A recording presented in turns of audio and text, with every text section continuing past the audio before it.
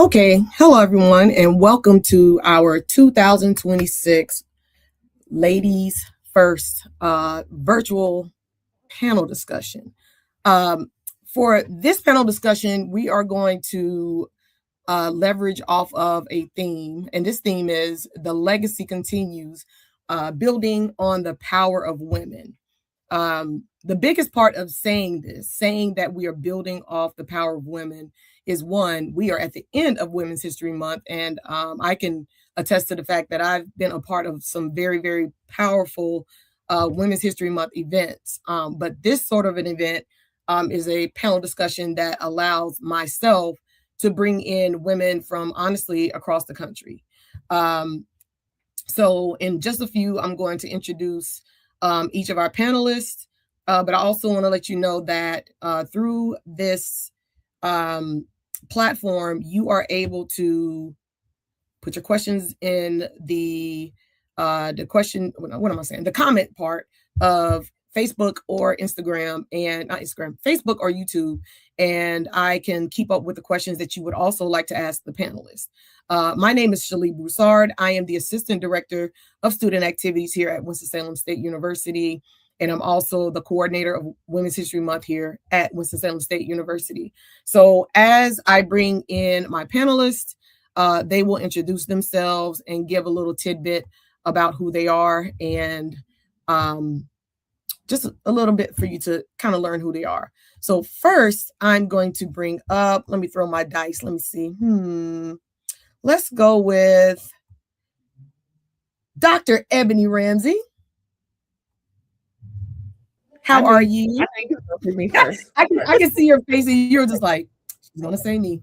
I was waiting. I was like, she's about to pick me first. Good evening, everyone. Thank you so much for having me, Shalee. Thank you so much for having me, Winston-Salem State University. My name is Ebony Ramsey. I use she, her pronouns. I am a HBCU grad. I'm an HBCU researcher, enthusiast, and I am a woman of God. I'm so glad that I'm here today. A little bit about myself. I attended undergrad at UNC Charlotte, got my bachelor's in theater and mass communications. I have a master's degree from North Carolina A&T State Universities in adult education, and I have a PhD in human resources management and higher education leadership. Happy to be here with you all tonight. Well, just to give a little more background on Miss Ramsey, her and I had the opportunity to work together, like within or right outside of graduating from college, working radio at 102 Jams. She did more on air than I did. I did some on air for a couple of years, but she was, I'll say she was a bigger name than I was at the time. And we also have a connection with dance. We both did a lot of dance. I didn't. Now that's where I did a little more with 102 Jams. But yeah. And she also, I had the privilege of working under her as the director of Winston-Salem State University for student activities some years ago, and also had the privilege of continuously watching her grow and now become Dr. Ramsey. And I just want to say in front of everyone, I am so proud of you, and I know I have others to introduce, but I want to start off by saying each woman that I bring up in some way has empowered me to continue to move forward in what I do. Life gets tough, but to have a circle of women who are grounded not only in God, but also in the understanding of who they are as women. I'm a very confident woman, but there are times where I need other confident women to be around me, to let me cry, to let me, laugh, or whatever it may be. And I'm proud to say that you are one of those women. So yes, thank you for showing up and being a part of this. Oh, thank you for that. I appreciate you. Thank you. That was my Valley girl. So speaking of being a Valley girl, I'm gonna bring up. Well, let me see. Wait, no.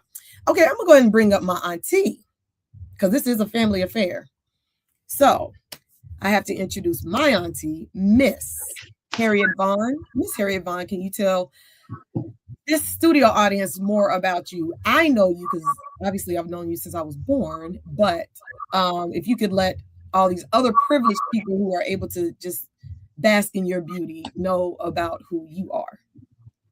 I love my auntie, y'all. I just have to say it. I love her. And I love my niece.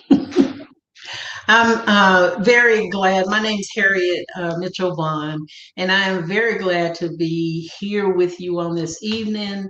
Very proud of my family for the work that they do in the community. And of course, to be on this esteemed panel with these ladies is just amazing to me. But I am a author of my book is titled Self-Management in Long-Term Recovery, and you can find that on Amazon.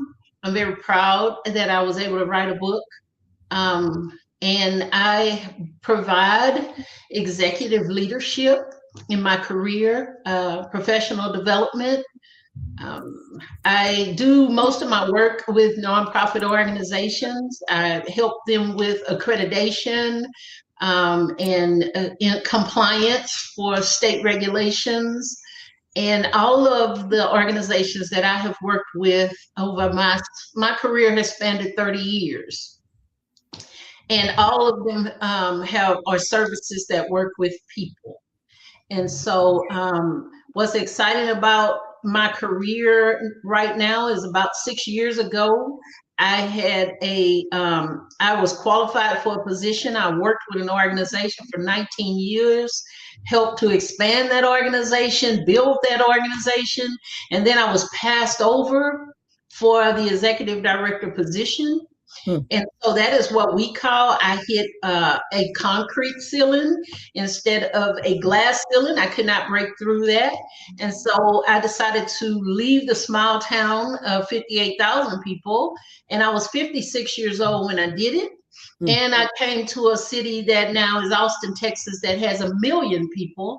And let me tell you, my education came with me. I am double degreed and hold a master's degree. And my skills came with me to Austin. All that I had at that organization did not belong to the organization. It belonged to me. So I came here and have found several organizations to work with that don't have a problem calling me an executive director and giving me the pay that I think that I deserve. And so, I'm trying to leave a legacy with other women in regards to that. I'm trying to let them know that, the power that we gain through our education and our skills does not belong to the place we work. We can leave and do something different. And I'm expanding that into other fields. I've mainly worked in the healthcare field. And now I'm trying to say, hey, I'm more than the healthcare field. I'm more than mental health. I'm more than behavioral health. I want to see what else and what's next. And I'm out here trying to do it. And I thank y'all. Whew. Yeah. I can listen to my auntie talk all day. I'm just saying, she's just, and I can't wait for her to pour more of her wonderful knowledge and her wisdom into our conversation today. Up next, I'm going to bring in, let me say this. I'm sorry. Let me back up. I am also a member of Delta Sigma Theta Sorority Incorporated, and I have to give props to Dr. Ramsey, who is also my soror. But let me bring in my other soror, who's also a part of my chapter. Let's give it up for Miss Meg. What's up? Hey, everyone. Thank you so much, Shalee, for inviting me to be part of this panel. I'm back here listening to Dr. Ramsey and Auntie Vaughn, and I'm just like, yes. But good evening, everyone. I am Magalia Sith. I, too, am a HBCU alum. I am a proud family rattler. So a lot of people bleed red out there. I bleed orange and green all day, every day. I'm a proud rattler. And I am the founder or co-founder and the executive director of Hustle Winston-Salem. So we are a nonprofit that focuses on inclusive entrepreneurship and building equitable entrepreneurial ecosystems, particularly for marginalized and underestimated entrepreneurs in our community. I like to think with my journey and my work, I didn't know that entrepreneurship was always going to be the route that I took because I too own a business. But what really led me to starting Hustle was seeing what was unavailable for people that look like me. And I ain't like it. I ain't liking that one bit. And I was like, well, I'm not just going to be mad about it. What am I going to do about it? And that's what really led me and my co-founders to starting the organization. And really, I feel like our work is focused on building wealth, thinking about who gets access to capital, who gets to be seen as an entrepreneur. To me, is a policy question. And I believe that I spend my career now making sure that I can change the answer to that question compared to what folks, the government, thinks the answer to that question is. As Shalee mentioned, I am a proud member of Delta Sigma Theta. And I believe that service is key to who we are. I believe it's the rent we pay to be here on earth. So I'm so grateful for my sorority for allowing me the opportunity to be able to serve the world through that way. The other thing that Shalee didn't tell you that we do together, we are both conveners of Black Women Thrive, which is a organizing initiative here in Winston-Salem. And we're really focused on, bringing together the Black women's political power in our community. And we know that start first from our hearts and from how we engage with each other. So we are very intentional about how we are doing civic engagement and policy advocacy within the Black women community. So keep an eye out for us. And as you see, I had to bring up the comment from one of our Black Women Thrive sisters. She said, "Relax on the FAMU talk." So you know what? They hated on Jesus. It's okay. Woo! With that said, up next, and that's a fact. I'm going to bring up before no tears to be shedded. This space is also an opportunity for me to bring the East Coast with the West Coast, as we've seen that, my auntie is from Texas, and I am able to really introduce everyone to my family and somebody that's super important to me. Not only my sister, but my best friend. Y'all give it up for Miss Shauna Johnson. Oh, and before you say anything, I forgot. I gotta show y'all something really cool. Watch this. Let's see if it works. Oh, wait a minute. Here it comes. Here it comes. Just listen for it. You're ready to do it. Wait a minute. 1, 2, 3. Okay. And boom. Nope. What is it? I forgot that I had that. Like, I can clap for you guys each time. And I forgot all about it. So one more time. I heard that right. Okay. All right. It didn't come on my side, but I believe it's there. Hello, everyone. My name is Shauna Johnson. I'm very happy to be here. Thank you so much for inviting me to be on this panel. It is truly an honor to be amongst these women who are amazing. And I have had only a brief opportunity to communicate with them all, but I can tell you right now that they already have impacted me. And so I'm really happy to be here. Thank you so much. I am an executive leader in human resources. I've been in human resources field for, I don't know, maybe 17 years or so. Previous to that, I'm a former business owner of an early childhood development and education center, where I very proudly educated children, prepared them for elementary school. And not only did we do that, but we worked with families. We did a lot of, it was my ministry. It's one of the things that I miss, but we did a lot of work with families, just on a multitude of things that I won't even name here. But, we were braiding children's hair for single mothers. We were making dinner for families in single parent households who were struggling just to be able to get home and get ready for the next day. So, those are some of the things that I've done. But who I am and how I'm showing up today is an executive leader. I'm a wife. I'm a mom, mother of 6, and a grandmother of 3. And I'm proudly raising 2 of my grandchildren while I continue to work full time. And so definitely there's a lot of balance there. And I'm sure we'll have some time to get into that a little bit later today. But just, my passion is people, very people centered.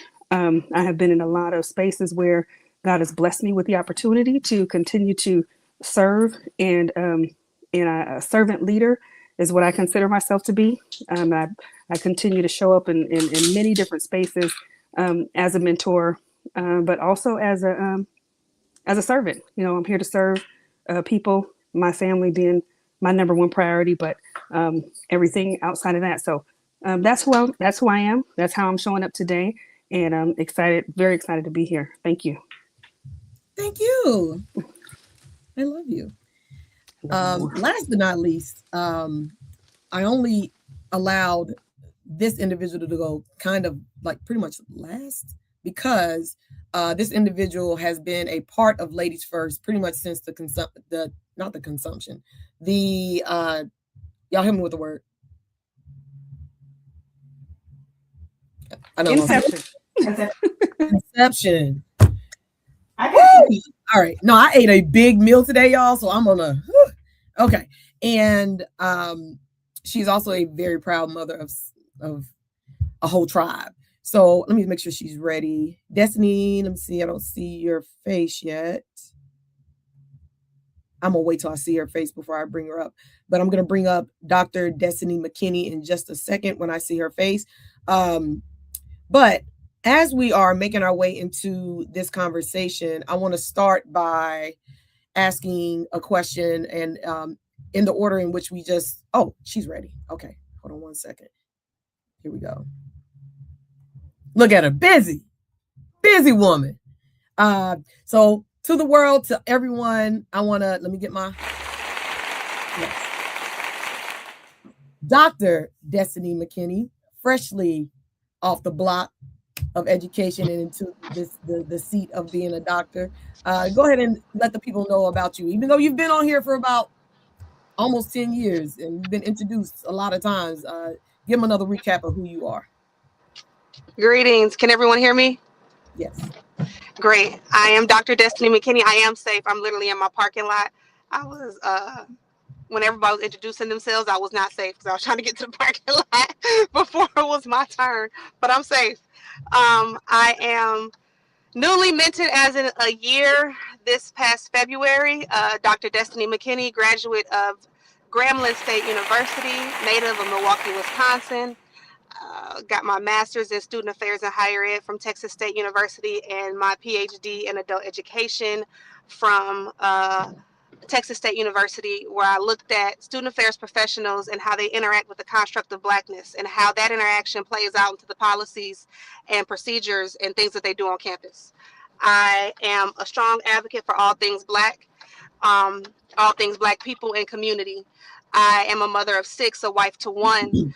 I am a community builder wherever I go. We are currently in Houston, Texas. My battle right now is fighting for public education and making sure that politics don't further suppress the Black vote.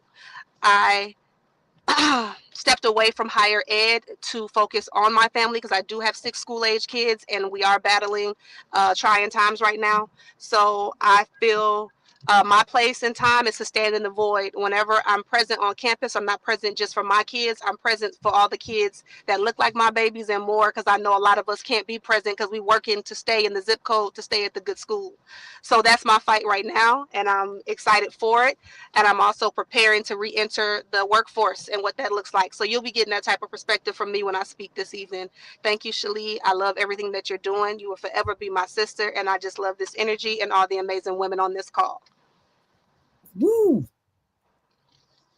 Yeah. I'm trying to do a full screen, but because I want to see y'all, but I also want to play around because this clap little situation just, I'm gonna give it up for my whole plan. I mean, I had a song on Me and the Trap is Going Down. It's about to go down, y'all.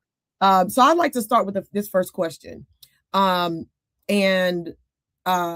we can go in the same order that I introduced you.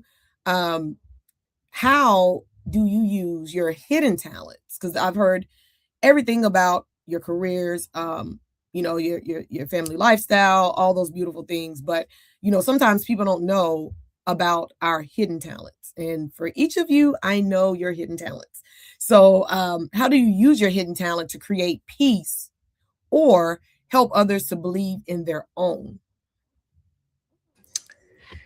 Yeah, great question. I don't think I think about the things that I bring to the table that are hidden talents enough. But I would say one of my hidden talents is that I'm a creative. And I don't lead with that talent, but that is something that's been in me since I was a young girl.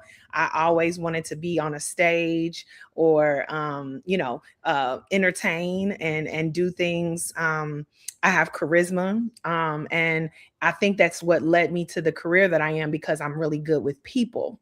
So the way that I unlock my hidden talent is I try to pull those things out of people that I see in them that they don't see in themselves. And I feel like because I had such a long stint in higher education, I left that out of my intro, but I've been in higher education for 26 years. I've worked at 6 HBCUs. I've worked at 5 PWIs.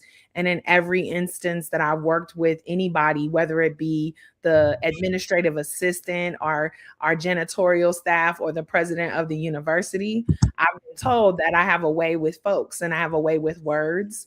And so my theater background, my dance background helped me to really highlight my creativity. But I think it really helped me unlock, like, really looking for the potential that others have in themselves. Like, I'm always very attentive, and I really pay a lot of attention to details.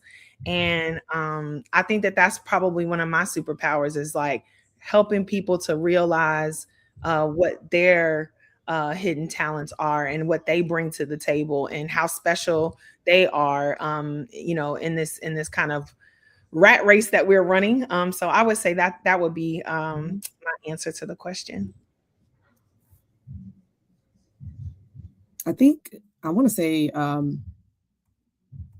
Miss Vaughn. Miss Vaughn. All right.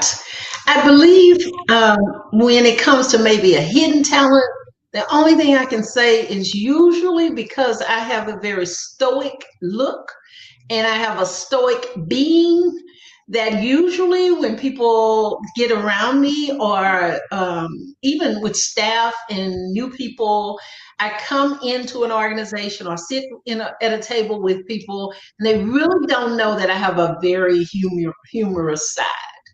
And that I make a lot of jokes and I find a lot of things funny, but they don't expect that. And when I start to do it, it really lightens up things. And I have found a way to share with women who maybe come to work dressed wrong, or, it's like, baby, I'm gonna have to say something about what you're wearing, but I want to do it in a way that is going to make them not feel bad for the day. Because if we give them that, they're going to have to wear what they wore that whole day and feel self-conscious. And we're going to find a funny way to deliver that information to them. And, just make it fun. I have learned to make things lighter and more fun. And I think that's a hidden talent that most people do not know secretly, I'm a comedian. That's it. That's all. Yeah, I promise you. When Shauna's like, I promise you, there is not a moment that I can just be on the phone with my auntie and I just want to be serious. Like, we're talking like some real serious stuff. And then she'll flip it. And I'm like, where does your brain go? That is a talent. Honestly, dear thing. I will say that about all of y'all. Like, we can be on the phone or on a call, or I can just in the same space and I'll just look at y'all like, y'all some funny. Yeah, funny. But I think that is a talent that many people have to learn to use. The reason why I say that is because times are very serious, and we're all dealing with some very serious things, and we gotta find that flip side, that sunshine side to things, and to have that comedic side. Like, Auntie, it's so funny you said that. I'm sorry, Miss Mitchell Vaughn. Y'all just don't hear me call her Auntie. I've always thought that you should have been a comedian. I am not even playing. You should try that. You should try an open mic one night. Like, Auntie, you really should. I'm just throwing it out there. Just gonna throw that out there. All right. Mag. Yes, ma'am. Because your talents, a lot of the talents that I know of you, honestly, you guys have me to sit back and watch just the way in which you quietly manage things. It really really makes an event or a program come together. So how do you feel about your talent and how you're able to really utilize that to help others? I mean, because I appreciate that. Thank you. That's thriving right now. I think, the talent you mentioned, I don't know that that's so hidden. That's my boss's side. It's very visible. But I think when I think of hidden talent for me, I would say it's an ability to translate. That could be translate between communities and institutions, or between lived experiences or policy language, or where people are, where they're trying to go. I think it's always been something that I can sit back and listen. And I talk a lot, so it's interesting to hear me say I can listen. That's a skill people don't know that I have, because I talk so much. But just sit back and listen and really understand what's being communicated, to be able to translate that to whether in a grant room or a mentoring conversation, or whatever it is, community organizing, whatever it is that needs to happen, to kind of make sure that the message that needs to be heard is heard in the way that it needs to be heard, and different audiences need to hear things in different ways. And I think, thankfully, I've been blessed to be able to, because I'm a girl from Miami. Well, I'm from the Bahamas, so I got that island piece, but I'm from Miami. I'm from the streets of Miami, North Miami. So, sometimes I just gotta let the kids say, take it to the streets with them. But sometimes if I, need to be, use my business background and be corporate with you, or go off with the fire island girl that exists in me, then that will happen, but the message will be communicated. And it's typically in a form of advocacy for whoever it is, or whatever it is that it needs to be translated for. But yeah, let me not go on the tangent. I think my hidden talent is really tied around translation. Love that. Love that. Love that. Shana? Hidden talent. So I've been sitting here thinking, as y'all have all been talking about hidden talents. Don't you do it. Don't you do it. This girl can sing and she can dance. Okay. I'll take those. Okay. I'll take those. I don't know if they're hidden though. Maybe they are these days. I think they're probably hidden these days. But do I use them in the shower, praising the Lord, on the way to work in the car by myself? Birthday karaoke, maybe. But truly, what I was actually reflecting on when you asked the question was, I really am an observer. I'm probably not the loudest one in the room. Give me some time and I'll come alive. But I'm probably more of an observer in a room, and I don't miss much. I think I recognize the people in the room that are not speaking. I recognize the folks that are maybe the quietest person in the room, maybe the person that is talking a lot, but I recognize what might be behind those eyes, or what might be behind their smile, or something like that. And I take that, and if I'm led to do so, I will maybe do what I can to inject some wisdom, some positivity, some encouragement if needed. I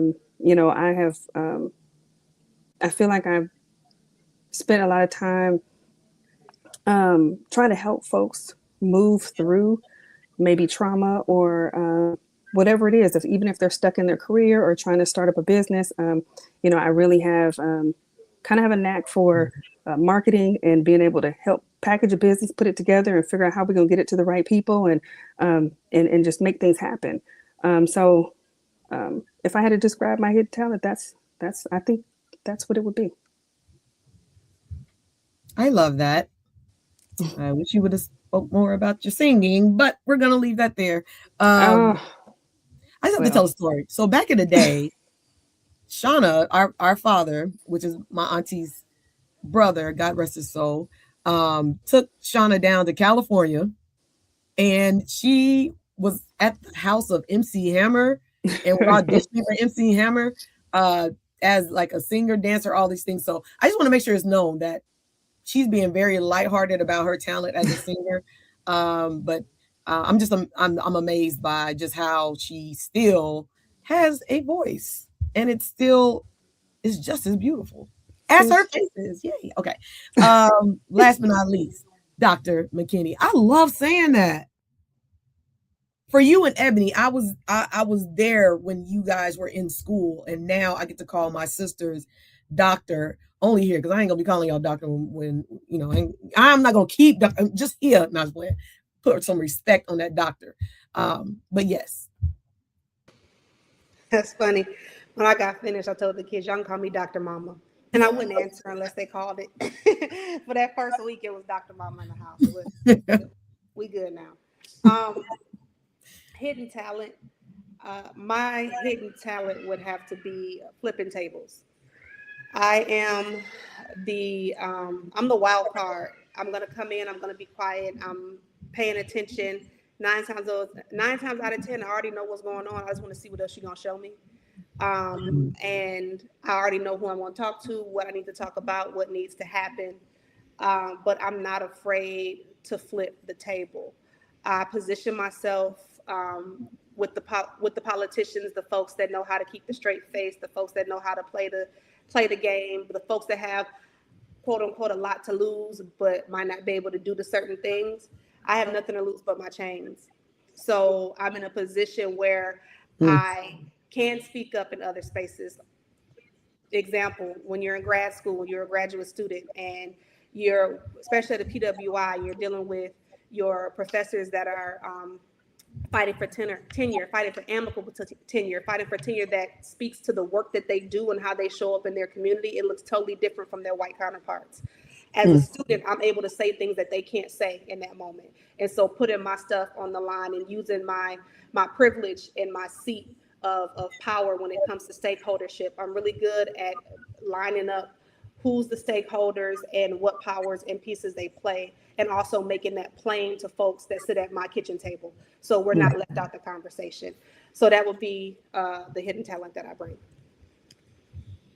And for each of you and your hidden talents, what's so powerful? I'm gonna keep using the word powerful because we hold the power as women, we honestly do. But the power in which you have within your talent, I feel like that takes you further than just where you are within your career. I truly feel that there are women who do very well at their job, and then when they're done with their job, there's like absolutely nothing else. But to be able to unlock like a hidden talent and utilize it in a way that can empower others to feel seen. For instance, I'll say for myself, I am a loud person.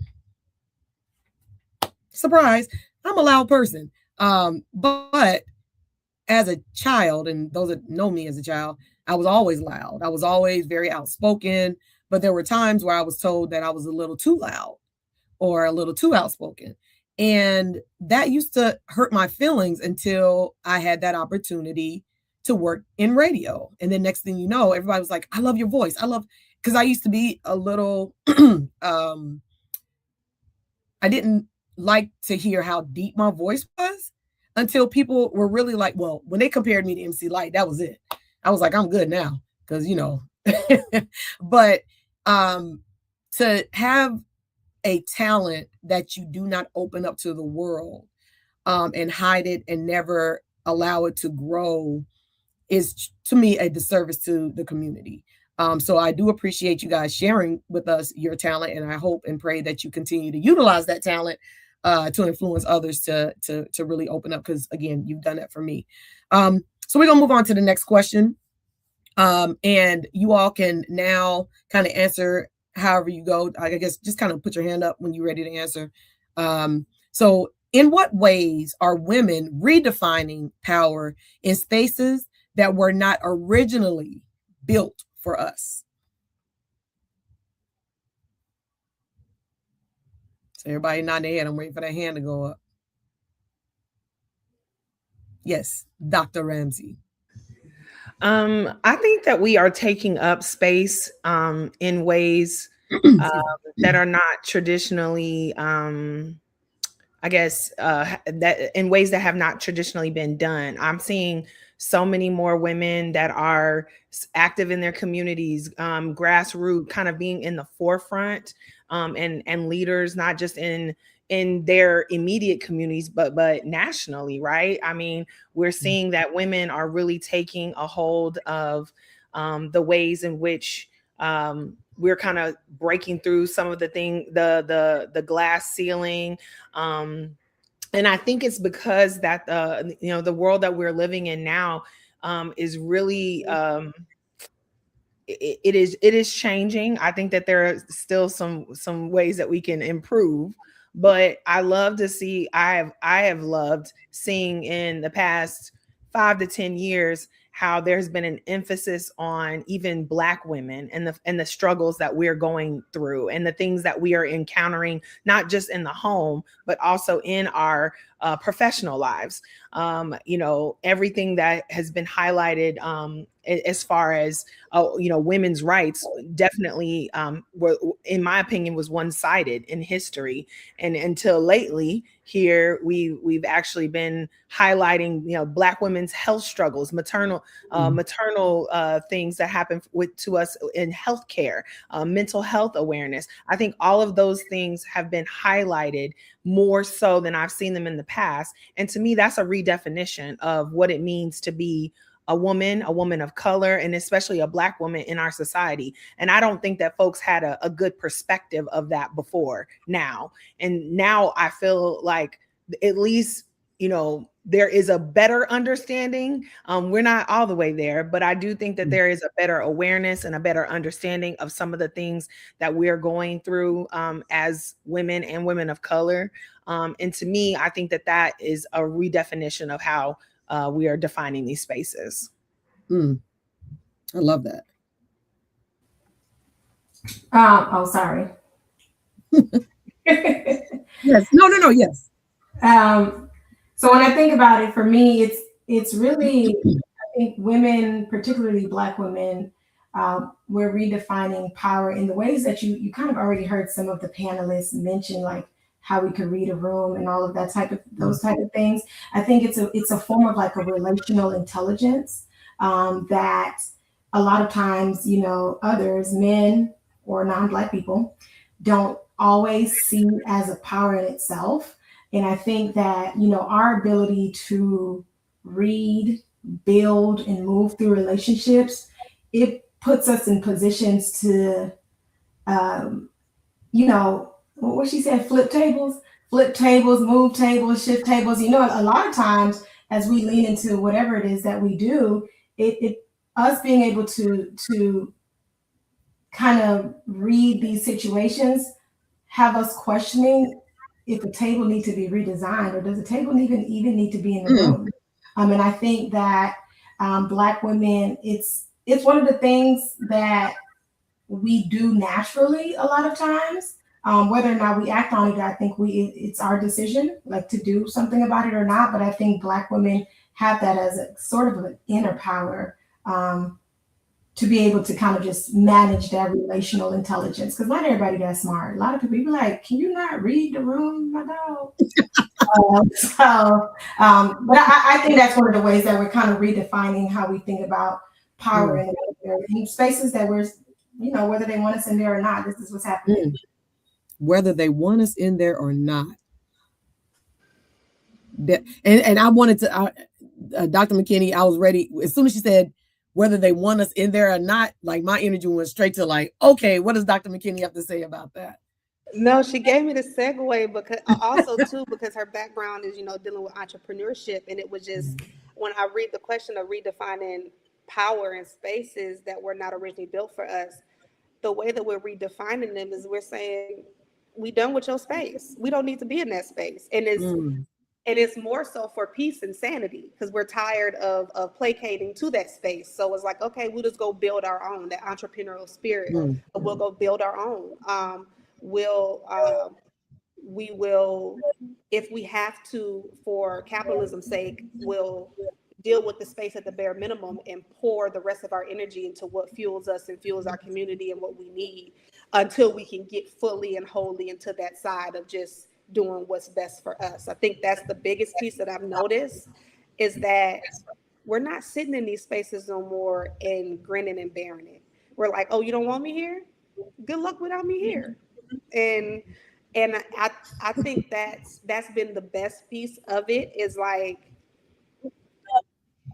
being able to walk out and do. And I think the next phase for us that we need to build upon is now, how do we leverage our networks and build our networks, true networks. I saw this amazing sister, she's out of the DC area, who talked about networking.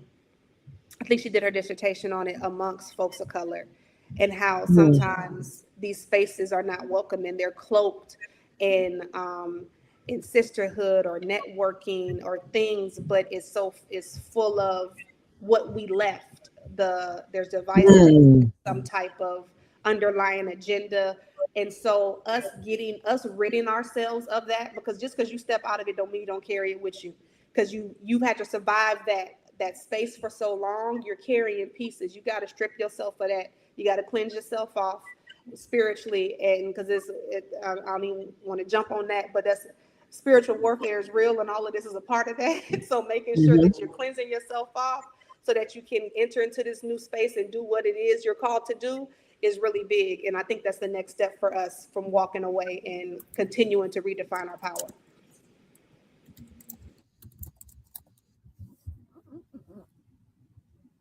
Miss Mitchell Vaughn. Don't you say they said it all. Well, the topic itself is, that's a big one, because each generation, we are taught different things, because we're trying to survive in America. And it's been really tough. And you got people like Shirley Chisholm. She taught us, if they don't invite you to the table, bring a folding chair, And so it was a time that we had to invite ourselves to the table. And we had to sit there, and we just had to kind of grin and bear, like I heard. But we emerge, to another era, and we show each other how to do it.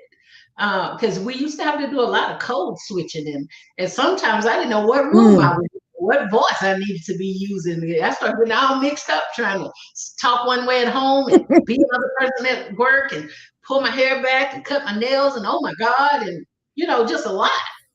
And they would tell me to show up authentically, or show up myself, and then they wasn't ready for me to really show up. And now, I'm 5'7", I'm 200 pounds. I am a Black woman, and I am not a Black woman, just a Black woman. I'm a dark-skinned Black woman, and when I show up, just my very presence changes the room in some kind of way.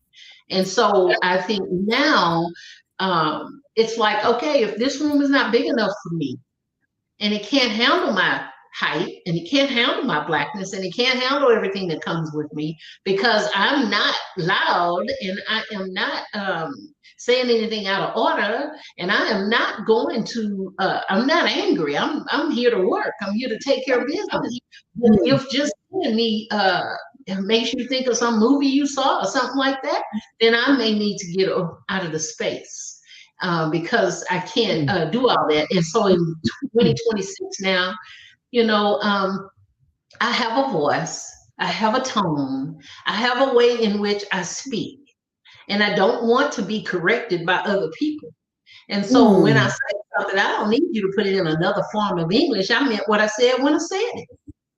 And so I kind of, we look around, we're seeing all that. And it's like, oh, so what you meant to say? No, I meant to say what I said. And so it's fine tuning all the things and putting them together that I've heard through the years. And, we're not having to dress like a man anymore when we go to these executive positions and doing this thing. When I came along, man, my daddy bought me my first briefcase. And it was a real briefcase. And when I graduated college, that was my gift.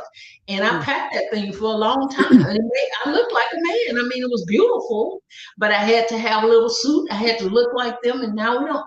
That's stuff that we don't necessarily have to do. We can look like women going to leadership positions. I don't want to look like a man, and I don't want to have to be white. I enjoy being around women of different colors. I love being around diversity. I want them to be them, and I want to be me. You do yoga, and I might take a little walk, and that's what we're gonna do. And so I feel like the workplace now is, we're finding our way. It's difficult and it's hard, but I'm here for the hard. I can make it, and so can you. Yeah, I love that. I love Thank that. you. So, Ms. Johnson, yep. No, I appreciate hearing from everyone. I think, and I love that we have so many different perspectives, and I think that's what makes this so beautiful. From my perspective, showing up as a Black woman in executive leadership, it's been a long road for me, and I'll share a little bit of my perspective and how we show up as in spaces that we weren't maybe previously either privy to or maybe it was hard to break into. For me, my story, as we know, it's been difficult for women to break into executive leadership in general. I think that we've had to break down a lot of doors. We had a lot of folks that came before us, especially as Black women, and as Black women, attempting to show up as our authentic selves. But one of the things for me is that, I don't have, it's like we have to show up in these spaces, not only as women, but, but Black folks, we have to be prepared to show up working harder, show up presenting more polished, we have to double what somebody else might be doing just to be seen, to be noticed, to be, to be able to stay in a space and feel like, folks are appreciating your presence and what you have to offer. I can say for me, I have been in my position, able to encourage those who, I never finished school. I never finished my higher education, but I can sit here proudly to say that I worked hard. I educated myself outside of the normal institutions, and I've been able to make it into a leadership role that has made myself, my family, everyone has been proud of all the work that I've been able to accomplish. But I think that being able to show up in those spaces without the I've got these accolades, I've got these degrees, I've got all these different things, and I've been able to achieve some of these things, and being able to be not only that person that has been able to achieve those things and be able to sit in these spaces with everybody else. I can't have the same conversations as everybody else have when they talk about, I have this education, I have that. I don't have that in the same way. But what I will say is that there are folks who work within my organization, outside of my organization, who are inspired by the level that I've been able, the things that I've been able to achieve in the way I've been able to achieve them. And as a Black woman, not easy to do. I live in Seattle, Washington, and the percentage of Black folks in Seattle, Washington, I don't know, maybe it's 20%, maybe. And so out of all of those, I mean, so I just have to say that, being able to break down some of those barriers, being able to enter into some of those spaces and be bold and continue to do the work that we need, be voices for those who don't have a voice. I'm that Harriet Tubman within my organization. I may not be loud, I may not say this or that. I am an observer, but I'm doing the work. I'm doing a lot of work that, and we are working the Underground Railroad over here. But I'll just say that, I'm excited to be able to share that I am a person who was able to say, I broke down some of those barriers. There's a lot of folks who have not been able to say that, but I want to encourage someone else to say, you can do it too. You don't have to feel like there's this glass ceiling if you don't feel like you've been able to achieve this. Yes, there are some things that you have to go do, and you have to figure out how to educate yourself one way or another. And certain there will be a ceiling if you don't get certain education, but there's a lot that you can do, and don't count yourself out. I love that. I love that. That anytime I hear someone say glass ceiling, it reminds me of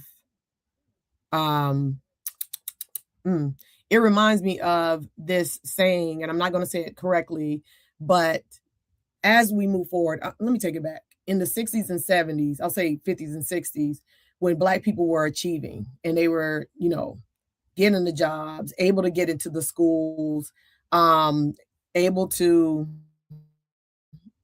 good or bad, get their children into segregated schools. And they moved out of the neighborhoods, and they were able to have their kids at the better school, all the better.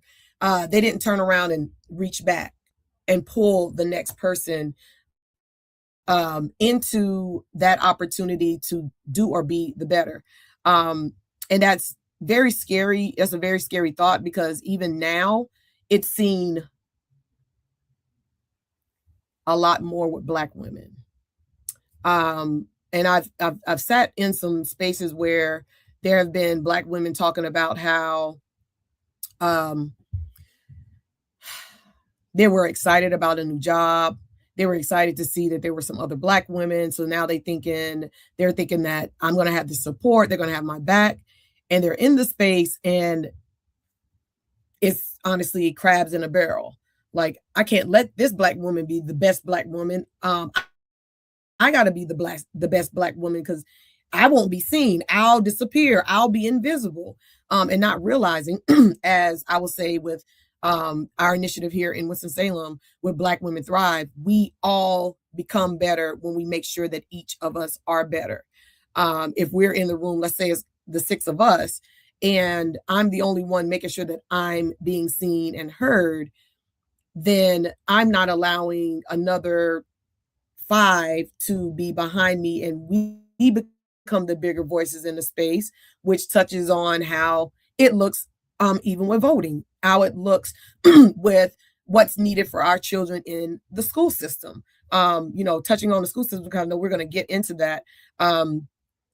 Any school systems, I can tell for those that, have to show up in spaces. I know sadly, sometimes I'm there twice a month checking in on individuals that live in my home. Those teachers are, I'm gonna use the word my auntie used, they throw it off. They get kind of thrown when they see a Black woman coming in and asking questions like, okay, well, where is it that I can help my child to do better? And not saying, oh, my child is the problem. I know what my child does, but I'm walking in as a Black woman and showing I care. Now, what if that next Black mother walks in and said they care? And it becomes this village that's showing that we care about our children in the school system. So I can see in many places that's a sad thing to not see us coming together. And again, that's why I have to put it out there. Black Women Thrive is a space that really allows us to get behind a woman or get behind a team and say, well, how can I help you to elevate and to move up? So let me move into this next question. How can we ensure we are not just networking upward, but we are also pouring into those that are coming behind us? And I want to start this. Okay, no. Doc, what up, Doc? No. No, I was saying, go ahead. You can start. No, you can start, because this is something that touches my soul. So you go ahead and start. Touch your soul, just like they in the church. I don't want to stop the spirit. You feel that Holy Ghost? Okay. So I'm gonna get my comments concise, because this is something that really has affected me in my journey, both professionally and personally. I would say that, to answer your question, part of the reason why I do what I do is because at every turn in my career, in my personal life, I've been like one of the first. I was the first person in my family to get a PhD, which I didn't think I was going to ever do that. Like, that was something God had in store for me that I didn't know. But being a woman and being the first to do a lot of things in your career path, you encounter folks that might look like you, and it definitely, the phrase is very true. All kinfolk ain't your skinfolk, right? I hope I said that right. I think that's right. But basically, just because we are all people of color doesn't mean that everyone has the best intentions for you. And I really had to find that out the hard way, because at the core of who I am is an empathetic person. I am a helpful person. And my nature is to want to pour into others naturally, because if I feel like I've cracked the code and I've figured out how to surpass a challenge or a barrier, I naturally want others to come with me. But I found that that's not the way that everybody operates. And it was part of my process of kind of grieving, because I'm similar to Destiny. I stepped away from higher education. I'm in higher education adjacent work now because I had to grieve the fact that I had such high expectations for my career and for my life. And I thought that people would be willing to help me to get there more. But I realized quickly that just because that was the way that I led, that's not the way that everyone leads. I started a group because I kept finding out that there were other women that were having very similar situations and similar issues that I was having, and no one would believe them. And that's what I encountered. Anytime I would voice any type of contention or challenges that I would have, people would look at me and ask, the first question they would ask me is, what did you do? Like, what did I do wrong? Right? They never assumed that I was being disenfranchised. I mean, there were situations that I went through that I look back now and I'm like, I can't believe that I survived that situation on my own and I didn't speak up at the time, because I felt that I would be judged and I would be punished because of my affiliation to that situation. But I started a group amongst my friends, and it's called Black Women Who Don't F Around. BWWDF A. So Black Women Who Don't F Around, and the F is the F that you know. So Black Women Who Don't F Around. And I brought us together because I just kept finding that there were similar issues, similar stories, that they were going through trials alone and not having somebody to talk about it with or even to problem solve, right? And so we meet up monthly and we talk about our issues. We talk about personal issues that we're going through. We talk about professional issues. And then we talk about the ways that we navigated those issues, because I kept encountering mentorship from other Black women, other women in general, that were gatekeeping. They were gatekeeping information. They were not wanting to share. And I could not understand why. Like, I was like, why don't these folks want to share information? So I've made it a part of my passion and a part of my mission to always think about how I can not be a gatekeeper in most ways, how I can share my experiences a little bit more wider, a little bit more transparent, so that we can pour into others and break down some of those barriers that we've experienced that other people shouldn't have to encounter. And so I'll stop there so other folks can talk, but this is one of those hills that I will die on. And she said she was Harriet Tubman. Shauna said, Harriet, I'm Ida B. Wells. That's how I feel. I'm Ida all day.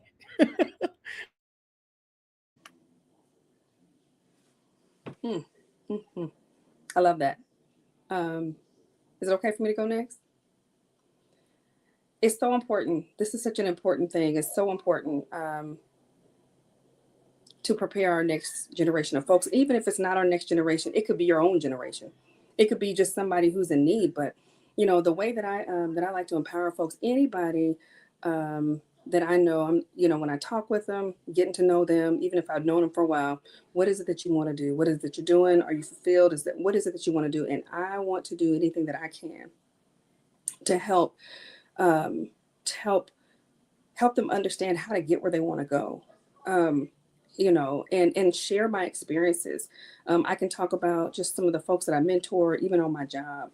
I can say that there have been 4 people now who have come through human resources. 4 of them now three of them have gone on to have a career in human resources because I gave them the opportunity.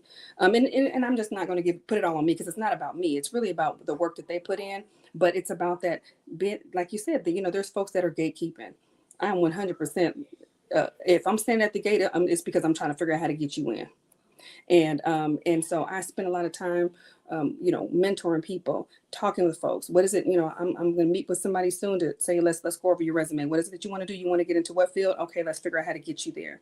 And talking to folks about, people get, some folks, it's like being able to move up through an organization, if that's what you choose to do, or even being able to sit at a table, boardroom table, whether you're advocating for your own business or another organization. But there's some nervousness and things behind that for folks, and thinking, oh, can I even ever sit in those seats? Can I even exist in those rooms? What would I do if I were in those rooms? What even happens in those rooms? A lot of folks just don't know. And it's because, you got to share that with folks. And so, I don't feel like those were things that, people do gatekeeping around that. I mean, I remember just me being a person just trying to, level up in my own career, and just the people around me. Like you talk about, there's all skin folk ain't kin folk, you know what I mean? Because there was folks that could have said, hey, let me pull you to the side and tell you about this, and let me give you this information, or let me help you with this. I didn't have a whole lot of that. But what I can say, and I'm just talking about just within, my community here. But what I can say is I will talk to folks. I'll tell you what's going on in these rooms. Now, there are certain things that are confidential. You're not going to talk about the confidential things, but let me tell you how these folks are just people, just like, anybody else, and they're not, they don't have, they sit around, they talk about some of the same things. None of this stuff is rocket science, but just giving folks the opportunity to understand what's happening behind some of those closed doors, and giving folks the, letting them know that, yes, you may not have ever done this particular job, this one thing that you really want to do, or this one business that you want to get into. But you have look at all these transferable skills that you have, and encouraging people to know that, these are the things that you can do. Here's what you can do, and here's what you can start to do. And so being able to help folks in that way, to encourage them, and to be able to help them recognize their worth and what in their value, and how they can contribute to a situation that they want to get into, but maybe nervous and don't think that they can. That's something that I practice. And I'd love to be in a, around a lot more, women, especially women of color, who are doing some of the same things. And I know that there's a lot of folks out there that are doing it. I just don't have a whole lot of them in my community circle here. Can I say something? Holy. Y'all both said so much, and it connected it like 800. I was moving, so I had to grab a book to make it all come together. The main way that I don't fall into this title stuff, because these titles and all of this stuff, that's they stuff. And honestly, we just did this to have the tools to be at them tables, to do what we need to do. This is a means to an end. These titles don't define us.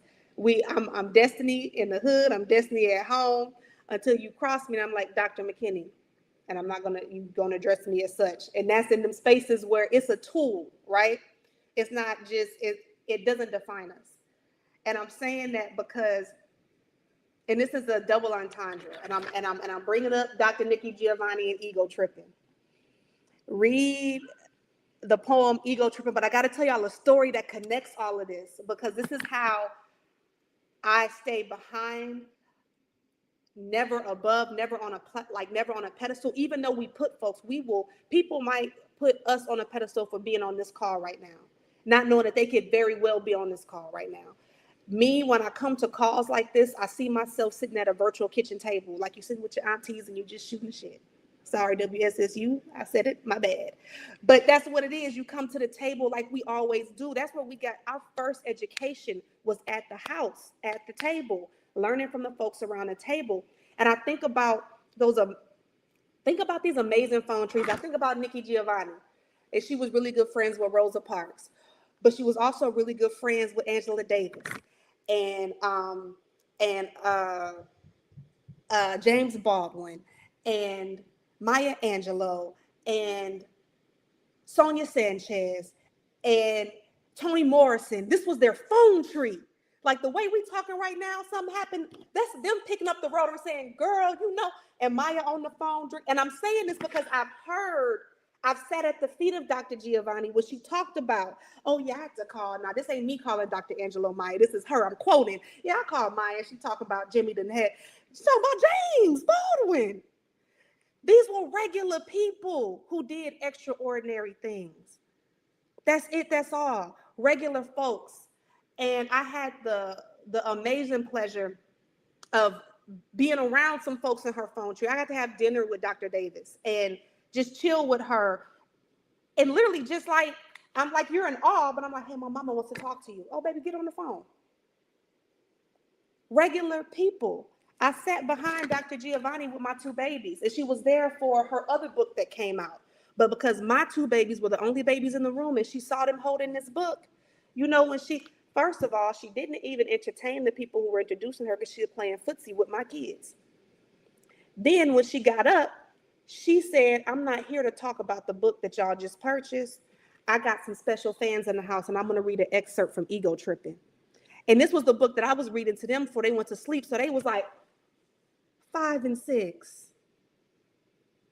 And so that's how staying humble, even when you're in their spaces. She didn't care when she got to that mic with her Thug Life tattoo and she put her shawl around her. I thought I was sitting in her kitchen.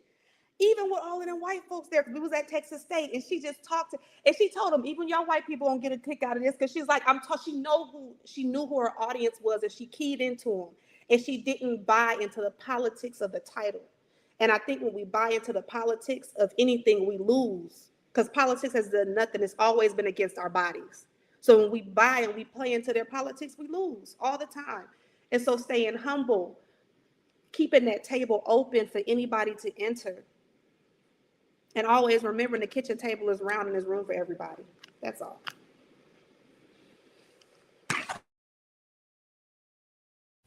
Ooh, child, she didn't said it all. Listen, I love it all. Thank you for that, girl.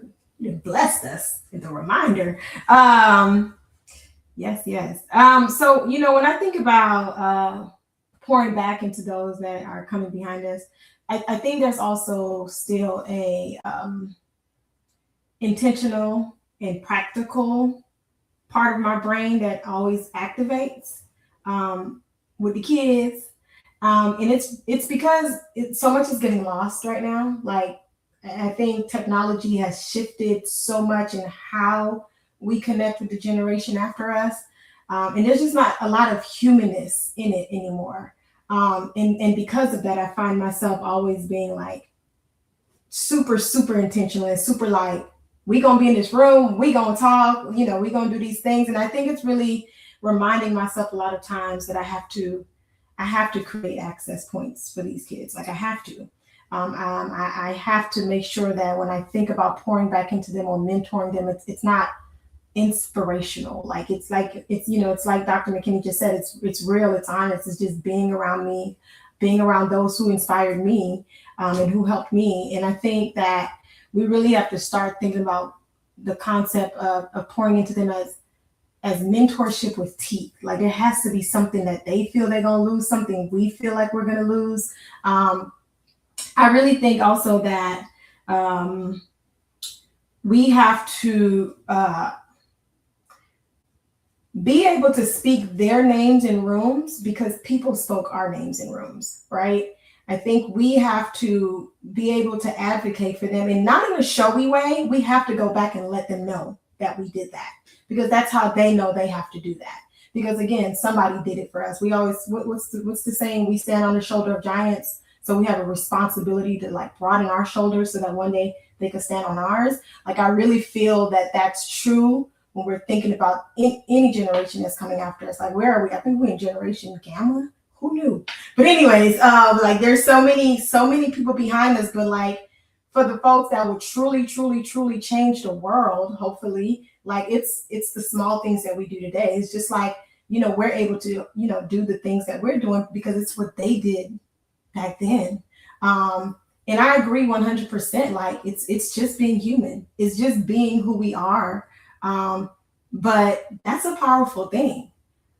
There are a lot of things that we see on a day-to-day where folks, they just day-to-day, nothing. And I was like, you know, and it's not a judgment. I really hope it's not coming across as a judgment. It's not a judgment, but it's like, it's so many people watching you, and you're not doing it for a show, but you're impacting that person. You're impacting that young person one way or another.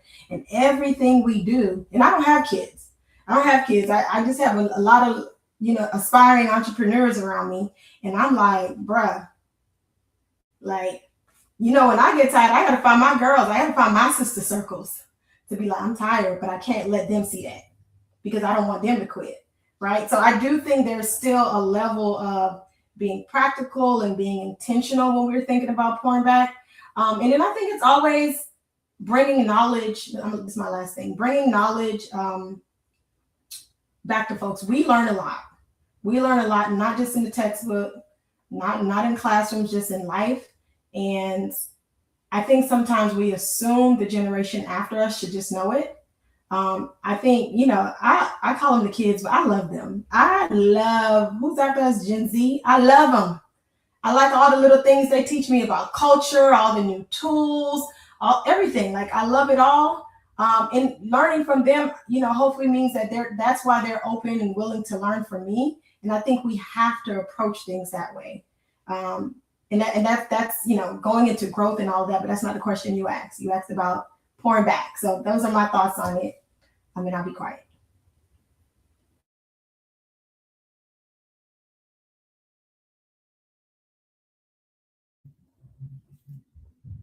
Auntie, you haven't spoken.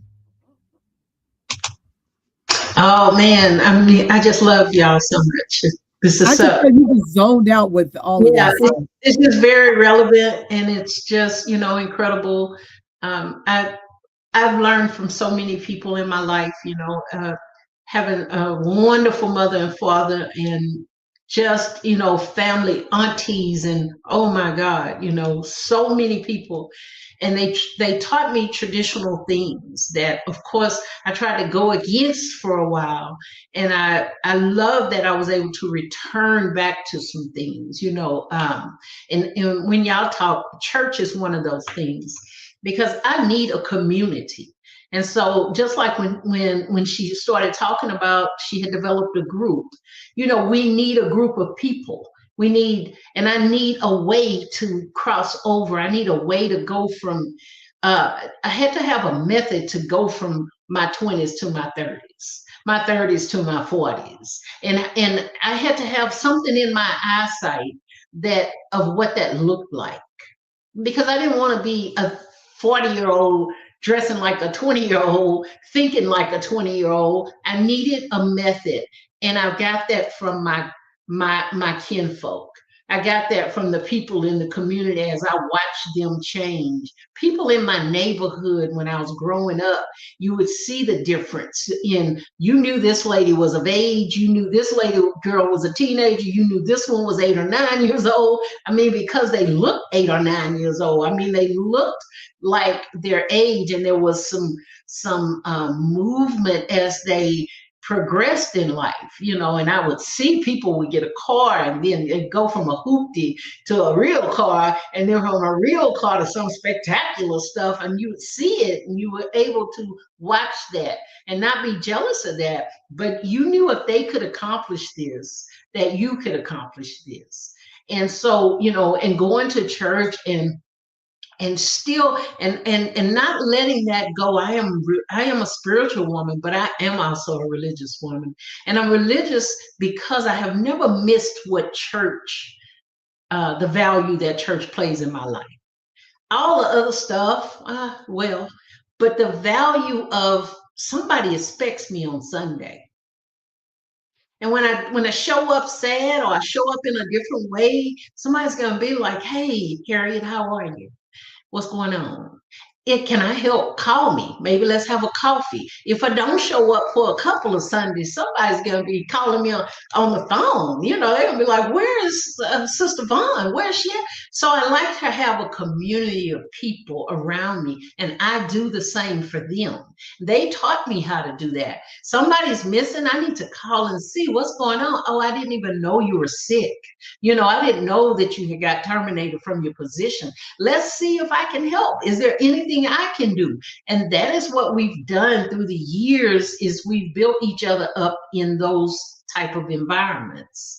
And we bring the youth along. Yep, you will get in the youth choir. I don't care if you can sing. You're going to get with them, because when they go out to the conference for a week or two in San Antonio or in some other place, that's the only way you going on vacation. I don't have no money. I mean, we've done that through the years. We've put them through those kind of things, and we just need circles, and we need to make sure people are involved with circles. Because when I look at resumes, I'm telling you, I'm in Austin now. We are 8% of the population in Austin. So when I look at a resume, I'm looking for, if you have a I'm from the 409. And if you have a 409 area code, I'm like, I can't even believe this. You hired automatically. I mean, what's your zip code? Oh my God, you from Louisiana, baby. You already got the job. I mean, because I'm going to try and reach back and get the people who I know they're hard workers. I know where you come from. I know you're a hard worker. I just need to get you in here and fine tune you because I know you're coming rough. And when you get in here, I need to fine tune you. I just need to do some things. I need to say some things and help you along the way. So I think that is what we do. I bring a constant to the people who are around me. I'm constantly the same woman. So you won't see me tonight falling off a bar stool drunk, because that's not who you expect to see when you see me. When you see me, you expect me to be cool, calm, and collected. And you expect me to be sober-minded, because that is who I am. You don't expect to see me cursing out somebody or beating up somebody. It might happen, but it's not an expected, but it might happen. But it's not an expected thing. So I have to be who it is that I say I am, and who it is that I present myself. I say I'm a Christian. You shouldn't see me cussing nobody out and doing all that stuff. So I have to be mindful. I'm an executive, and nobody wants their executive to be out in the middle of 6th Street caught up with some stuff. So everything that I do, I try to be a constant. People always say this about me. I tell them that at places I've worked, if I'm not, if you don't see me in a crisis and it seems like we're having a crisis, don't worry about it. Until you see me react, and I live that way. And my daughter lived, when she was alive, she used to say, I'm not gonna worry about it because my mama ain't worried. Now, if I see my mama worried, I know it's some trouble coming down the line. And Shelly and Shauna's father taught me something. He said, all you got to do, Harriet, is get in the room. And that's what you teach people. Get in the room. Don't worry about all the papers and all the things and all the stuff that come with it. If you can get in the room, you're gonna tell them what you about. And when you tell them what you about, they're gonna hire you. They're gonna want you. They're gonna desire you. And he taught me that. Just get yourself in front of, and that's the way I do everything. If I want you, I'm gonna put myself in front of you. And then when you hear my gift of gab, you gonna go on with the go on, because it always works. So anyway, that's my thoughts on that. And it's funny you say that, because I mean, just I know Shauna's thinking back. That man got a job. How did you get the job? That man had to get the gab.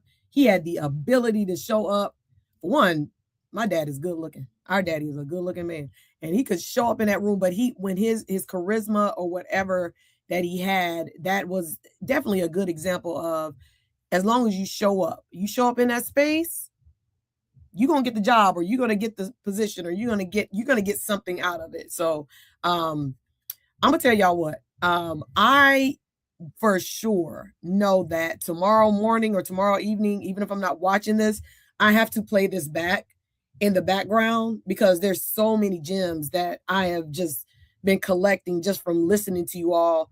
And I want to say, for those of you that know me, this year's it's been a lot. And for my family, it's been a lot. It's just been a lot going on. But what's so amazing is when you realize all I have to do is today show up. However I'm showing up, I just have to show up. And then the next day I got to show up. And the next day I got to show up, no matter if it's good or bad or how I show up. That also shows as an example to other women that every day I don't have to show up with a smile on my face. Sometimes I'm going to show up and you may be able to tell that I was crying, or you may be able to tell that the night before I didn't get any rest, or you may be able to tell I done walked in and the sun was shining and I'm shining just as bright as the day has come to us. But the way in which we show up, sometimes we have to, and I'm not going to get into this question, but I just want to put it out there that sometimes we do have to find ways to be vulnerable. Mainly because no one really will know how to show up for us if we always have to show up strong. I think last time we were on here, and Destiny, Dr. McKinney, you can attest to this. I know we talked about either this year or it had to be the year before, that we're tired. Mag, we kind of talked about this at our Black Women's Thrive event this Sunday. People said the word, I'm tired.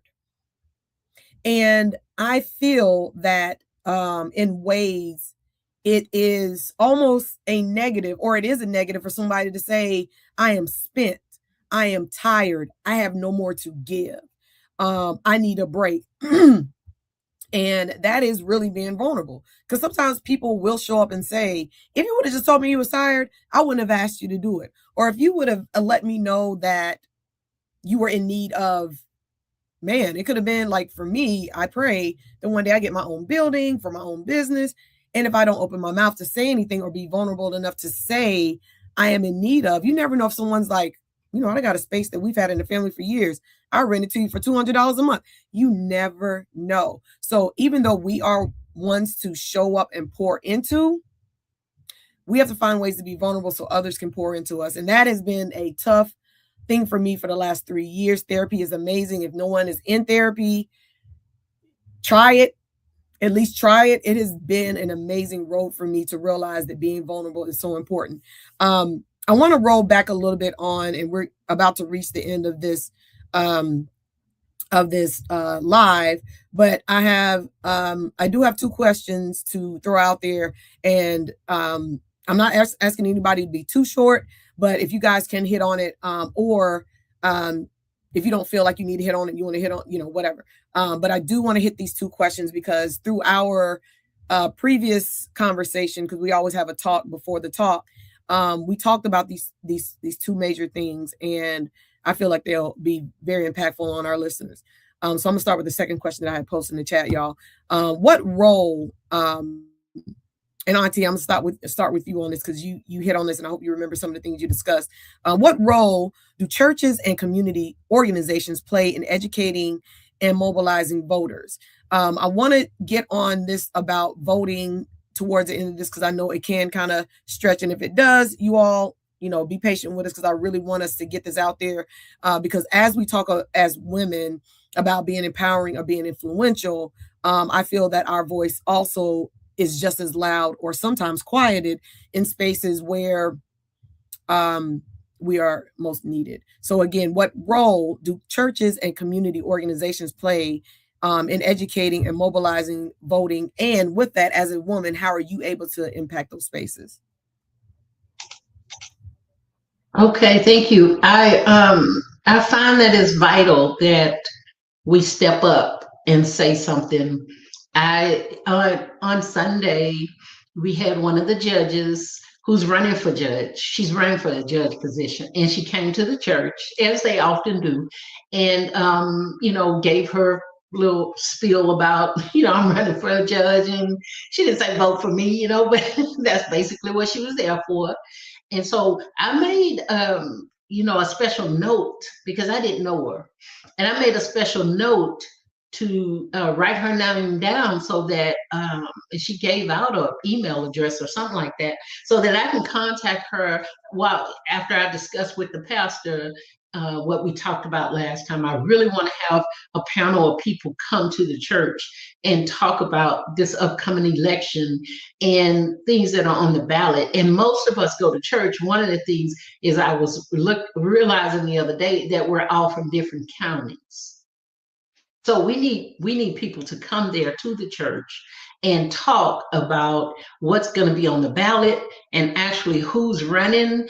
And I mean, not tell us who to vote, but vote for and which way to vote. But it's the things on the ballot, the proposals, the propositions on the ballot that we don't know a lot about. And it'll say Proposition 101 and give you one little line, but you don't realize that if you don't know that whole enough about that proposition, you may be voting for something that you totally don't agree with. It might have the first line say marijuana, you know, and we're like, oh yeah, legalize that, and then the bottom may say something totally different. So we need to know what the whole bill talks about. We need to know these things, and so the church to me is an excellent place to do it, because, and I hate to say it this way, but that we have a captive audience, and wherever you have a captive audience is a perfect place to bring the education to the youth, bring the education, and I want to include them because they're not voters yet, but they need to see how the system works.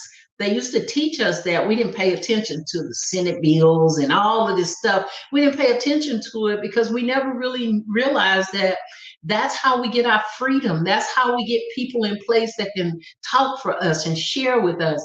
And then connecting this with God, connecting this with, we pray all the time.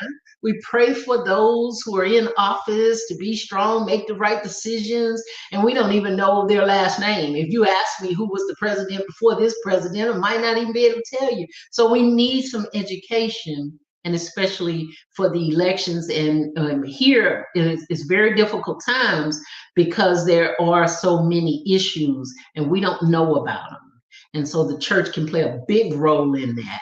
And not only the people who attend that church, but the sister churches that my pastor's always preaching at, or they're coming to our church. And we can really have a large impact on the community and on this voting deal that's coming up, and all of this voter suppression, which really has my mind just going in so many different ways, and how people were running into each other last time trying to figure out where to go vote because they had changed it at the last minute where they go to vote.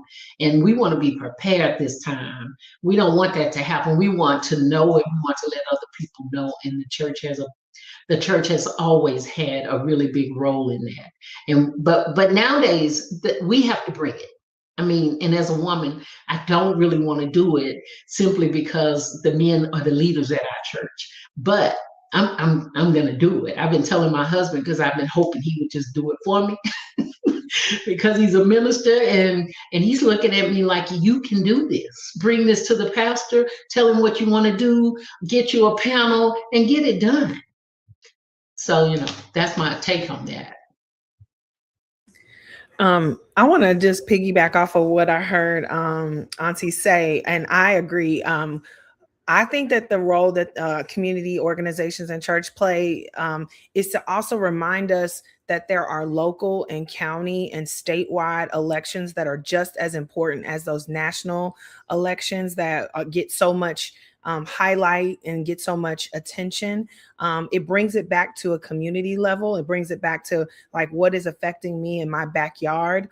One of the main reasons why I joined the church that I go to is because my pastor is a teaching pastor, and he always involves local school board officials, politicians. They always come to our church.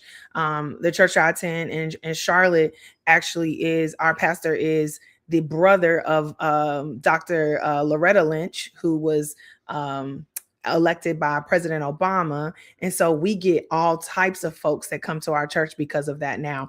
I mean, from the Josh Steins to the Alma Adams, all of the folks that are very large in the North Carolina community, they come to our church, and they make it a point to come to our church because our pastor puts it as a priority. And we talk about issues at church. we actually had a community expungement workshop at our church to help people that needed help with expungement. Like, those are the type of things that I think that the role churches and community organizations and grassroots organizations play a huge role in making sure that we understand not only what happens to us on a national level, but what is happening to us in our communities. How can we be involved? How can we stay aware of the issues that are happening in our backyard? So I just wanted to add that to what Auntie said too. And Shalee, I know you want us to move fast. So I'll try to be quick with my 2 cents here. I think churches and community organizations, they are trusted messengers, and trusted messengers matter, especially in a time where little to no trust exists in government. So when we're being asked to make decisions and vote on, XYZ issue or person or whatever, a lot of times people have so many other pressing things that they are dealing with that it's not that every time. I mean, we do have a lot of ignorant people in the world. We do, that just vote off of stupidity. Let me just say again, my bad, WSSU. But, there are a lot of people who actually care. But because we have so much happening in our day-to-day lives, they have so much going on that we can't even imagine, that they rely on what a trusted messenger tells them to do. And because of that, I think community organizations and churches matter so much, because a lot of times people will hear what is being said in those spaces and trust that decision and go make that decision just off of that word. And then earlier I talked about, Black women having relational intelligence. I want to kind of align that by saying, when I think about churches and when I think about, nonprofits and other community organizations, I think they have relational infrastructure. I think that they are the connective tissue to make everything come together when we're trying to make change in community. So, the role of our churches and the role of our community organizations, we know this from way back when. The church made everything happen. Like, many of the leaders that we know about, they were doing the things in the church. It's cemented in how we as a community move forward in anything we do. So their role is just key. It is almost a North Star for us. So I'm gonna say something really small. The Black church and state have never been separate, especially when you're involved in the Black body. It's never been a separate piece. It's never going to be. And for us to reclaim what has been stolen from us, the work of the Black church over the decades that was stolen from us in this regime, this dictatorship that's happening right now that has 600,000 Black women sidelined in the workforce. The Black church has to go back to what it was doing during that time in the civil rights movement, which was partnering with those community organizations and being the space where we come together, opening that basement door so SNCC can come in and educate the students and do what needed to be done. Because granted, right, like Auntie said, she was trying to lean on the minister to do it. The minister gonna minister, but the minister got the key to the door, open it up to the folks that know that can bring it in, and that's less work on the minister. The minister can keep bringing the flock and connecting it to the resource. The resources are there. That I know for a fact, that's one of our biggest pieces. We're so disjointed and playing into the chaos theory that is currently happening right now. In the disjointment, once we begin to centralize and find those spaces where we can have those hubs, adult education started in the church. That was our biggest piece. We know it like the back of our hand. We built our own schools. We created our own curriculum while building said schools. And so it's not nothing that we don't already know. We just got to tap back into it. And we got to give space for that to happen, because there's a lot of education that's not happening. It's not, I really don't even believe that it's like we have so much going on, because so much we have going on is connected to the politics. It's the lack of education. I'm in Houston ISD. We're going through a government takeover with our ISD right now. If you can see how our babies are being taught in the classroom, There's no room for a teacher to have autonomy and make things connect with students and find that cultural significant piece or get that special book that can hit it. Or they are literally given this, you do this, and once you do this, you get a 10-minute DOL, which is you can show your learning piece, and then boom, you're off to the next class. That's not learning, that's banking. That's banking knowledge. I'm going to sit up here and give you something, you give it to me back. All right, it's creating a workforce of worker bees. That's it. Not new thinkers, not creators, not dreamers. So we literally have to forget about talking about who's on the ballot. Let's talk about why the ballot exists. Let's talk about, we literally have to educate and have civics classes just so we can get people up to speed on what's on the ballot. Just 2 seconds, and I promise I'll be it. But I just really wanted to say, just piggybacking on a lot of what everyone already said, which were some gems, by the way. But I also recognize that, we are moving into a very interesting space when it comes to the Black community in the church. There are a lot of, I'm hearing a lot of, folks moving away from the church and not being involved in church, and so while the church was so instrumental during the civil rights movement and even still today, but it's evolving into something different. Folks are not as connected to the church. We don't have the same upbringing. I was brought up, my grandmother, when I was in Texas, it don't matter what everybody else is doing, but the church band's coming to pick the kids up and the kids are going to church. We're going to church. So I was raised in church. That was ingrained into me. My children were raised in church. But there are a lot of parents, a lot of folks nowadays that are not doing that. They're veering away from it, and there's no judgment here for me in terms of like what people are choosing to do. But what I'm saying is that while the church has been very instrumental, it's not reaching everybody. And I think that those community partnerships with the church partnering with other community organizations is really going to be instrumental to try to figure out how to bridge that gap. To be short, I'll leave it there.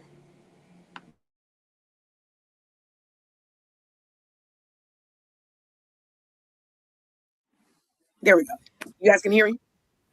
Mm-hmm. Thank you. Sorry. WSSU's internet is like, boo. So it didn't want to be great. I'm gonna hit this last question and then we'll roll out. With all of this, all this, dealing with power, responsibility, empowerment, building up in the community, that takes a lot of work. I already touched on the word being tired. And I can say this out loud, but it doesn't mean that, I'm in the best practice. I'll tell you I'm better at it. But dealing with how we take care of ourselves so that we have the ability to take care of our families, take care of ourselves first. How we're going to take care of our families, show up properly at work, continue to dream, and move forward. I want to touch on this question. How do you prioritize mental health while balancing leadership, family, and career expectations? I want to go first because I'm guilty here. I do a terrible job at this. I do a terrible, terrible job at this. I don't know if Misha is still on the live. She probably will scream out, yes, she does. She tell me all the time. But it's interesting because I think I know better.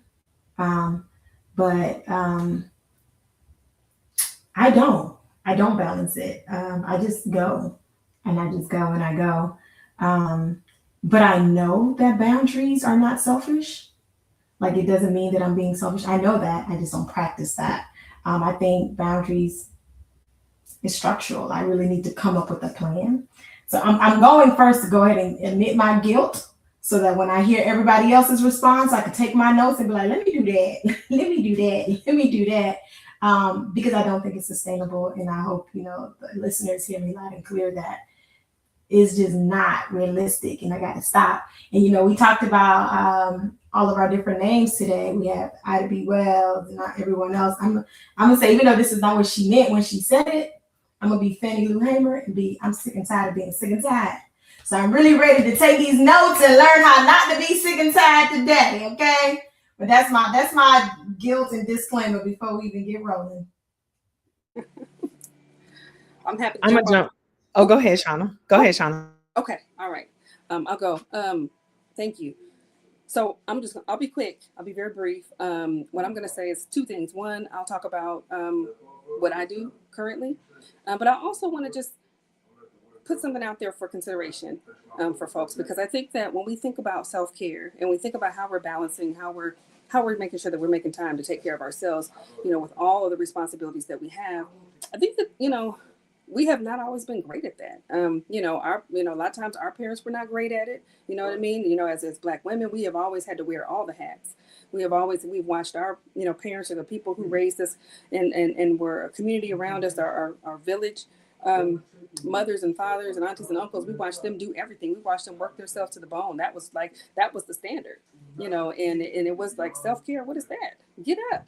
If you got time to lay down. So, we all, like, those things were ingrained in us. That's what we learned. And that's what we actually, somehow we turned that into some level of pride when we were able to reach that status. I can do all things. I'm dead dog tired, but I'm gonna get up and do these next few things too, and I'm gonna take this on. And somehow that was like, it was like wearing a crown. And I think that I'm grateful for all the things that have been put out, especially amongst Black women, to say, take your rest, sis. Like, you don't have to do everything. So I want to say that, because I also want to add to that. I want to say that I think we need to think about what it means, because we were taught, okay, so self-care, what does that mean? So there's all these things out there that say self-care, set your boundaries, make sure that you take time out for yourself to do something that you enjoy. I just want to say that self-care looks so different for everybody, and it may not be anything that's in a book. For some people, and I'll give this example because I'm trying to be short, because I feel like I'm going to be long-winded, but I'm going to try to cut this down, because this is actually something I'm really passionate about. But I will say that, how people say, well, I'm so tired. Well, you should go take a nap. Take yourself a nap. Everybody can't sleep during the day. Everybody can't go to sleep. I'm a person who can't nap during the day. If the sun is out, if it's daytime, I cannot close my eyes and go to sleep. But what I can do is I can lay and rest. I might even, throw on some headphones. I might put some music on. It might actually feel restful to me to get up, and y'all don't beat me up for saying this, because I don't do this all the time. Now, let me just be clear. But to even get up and say, you know what, this little corner right here, I'm just going, at my own pace, I'm going to slowly organize this little corner, because it makes me feel good. Rest looks like, my point is that rest looks like a lot of things. It doesn't always mean you got to go lay down and take a nap. It doesn't always mean that you have to go sit, in a bathtub. If that's what actually feels good to you and makes you feel rested when you're done doing whatever that is, whether it be mentally, physically, you really have to figure out what that looks like for you and what feels good to you. Not necessarily what's in the textbook, or not necessarily what even the counselor might say. The counselor might tell you, if you're in therapy, they might say, try, closing yourself off and saying no to this or that. That might not be your restful space, but you got to figure out what makes you feel rested at the end of it. It could be even having a good conversation with a friend. Some people wouldn't call that rest, you know what I mean? But some people would say, but some people, if it feels good. So I'll just leave that there. For myself, what do? It evolves. It just depends on the season. It depends on the season for me. So some of the things that I might do is, I do things that I enjoy. Spending time. Here's my newfound thing. I'm going to throw this out there because it's so not me and nobody would guess it. I bought myself a Nintendo Switch, y'all. Me and my husband, we play together. Sometimes I play by myself. I can't even believe it. It's so small, but you know what it does for me? It gets me off of mindless scrolling on social media. I'm not even really looking at anything, but I'm just scrolling to try to get away.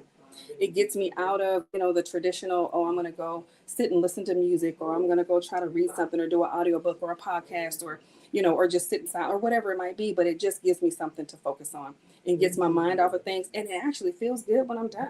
You know what I mean? I don't know how long I'll be in this phase, but this is what I'm doing right now. And this is as of about a month ago. So, I'll just throw that out there to be short. But my biggest thing is, for me, it evolves for me. It's not the same all the time. Sometimes, sometimes walking. When the weather is good, y'all probably heard about Seattle rain. It's not always Seattle rain, but sometimes it's just Seattle gray. Sometimes it's just Seattle cold. I don't like to get outside in that weather, but so it's seasonal. Whatever works for that particular season, but you just got to know, and you got to try new things and see what actually feels good. But it has to feel good to you in order for it to be something restful, and that's what I'll say.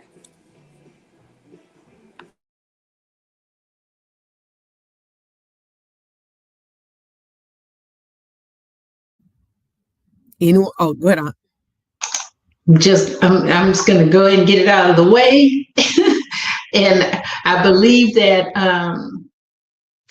it's very important for me to do things that light my life up, because all I need is I'm serious. All I need is a good 30 minutes of light up, just a good hour of, some spiritual tunes that make me remember who I am and whose child I am and how I'm built. And boy, I just get lit up. That gives me rest. So like when I go, I'm like, oh yeah, come on with it. If I can get me a good 30 minutes of that in fellowship with others, makes me just want to run some more. I can go another week or do another thing or push a little more.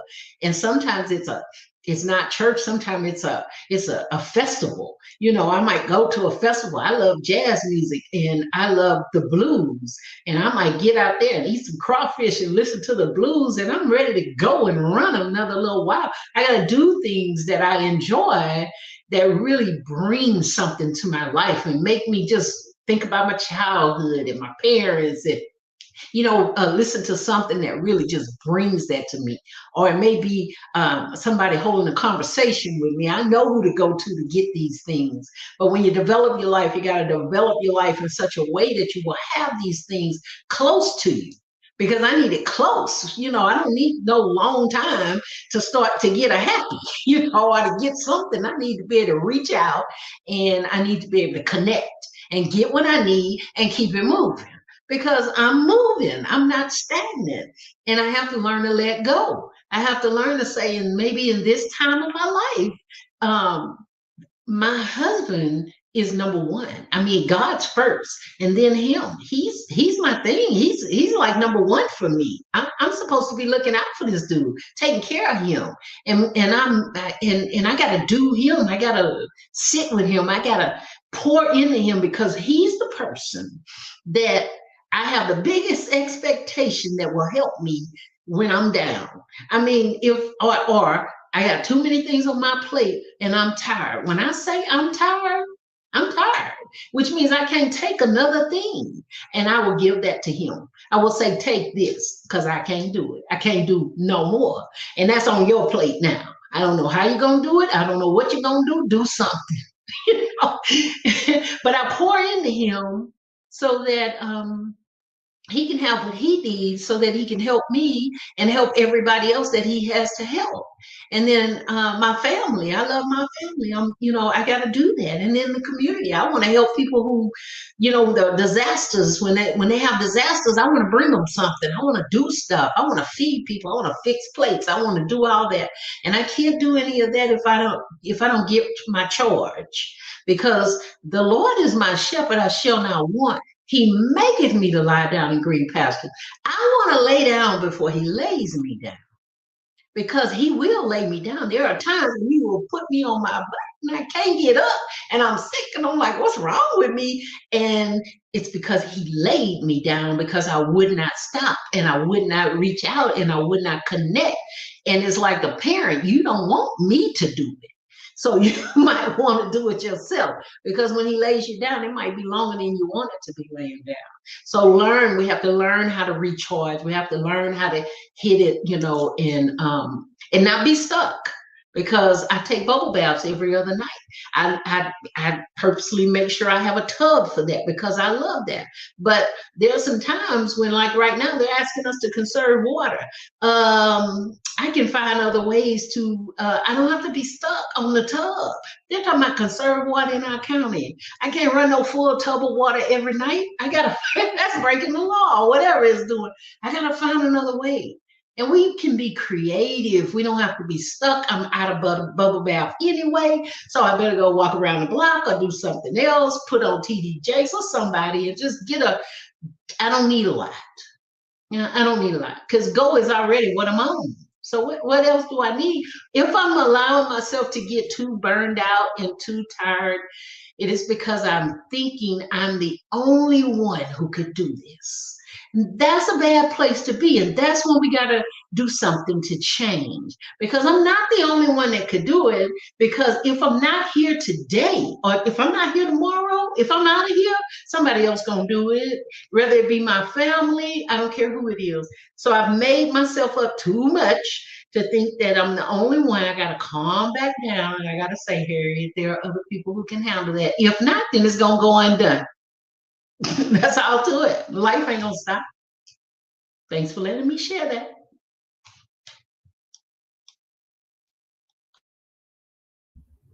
Was that everyone? Y'all can hear me, right? You know when you're unmute and your mouth, y'all saw me do that earlier. All right, we're going to close this out, and I'm asking my panel, and I'm going to give an example to just quickly say, and this is not, when I say like one or two sentences, just to say to our audience as we wrap up, I want you to wrap up with this question. What is one action every woman in this room can take starting today to step into her power? And so I'm going to say that you have to build a strong and trustworthy circle. And that circle can be a circle that starts off big and it can continue to get smaller and smaller. It may start off at 10 and end up with 2. But you have to build a circle so that when you're in a position where you are in need, you can reach into them to pour back into you. So that's mine. So I'm a popcorn over to Dr. Ramsey with 2 sentences. Do it scared. Listen to this quiet voice in your head that scares you. Romans 8:28 says, all things all things work together for the good of the Lord who serves his purpose. And that's my favorite Bible verse. But do it scared. Listen to that quiet voice, and really just step out there and do the things that you know to be true. Who are you gonna popcorn into? I'm a popcorn into Shauna. Thank you, Doctor. Appreciate you. So I would say believe in yourself, believe in your worth, believe that you belong in the room. So first it has to start from within. So believe in yourself, believe that you can do whatever it is that you set out to do. And then if you're not sure what to do, just find those resources, because there's always resources for you. If it's a person that you know that's resourceful, go to that person that you know is resourceful and say, hey, I'm trying to do this thing and I'm not sure where to start. Can you help me? Just kind of help point me in the right direction. If they can't help you, they'll point you to somebody who will. But it has to start with believing that you can. So just believe in yourself. Love that. Who you popcorn into? Lord have mercy. I'm going to popcorn to Auntie. Miss Vaughn. All right. We are not built to break. You will not break. You will get close. You will feel like it. But we are not built to break. So don't worry about it. This too shall pass, whatever it is. That's it. I knew she was going to do that. Who you popcorn into, Auntie? Ooh, Dr. Destiny. Dr. D. Mine is simple.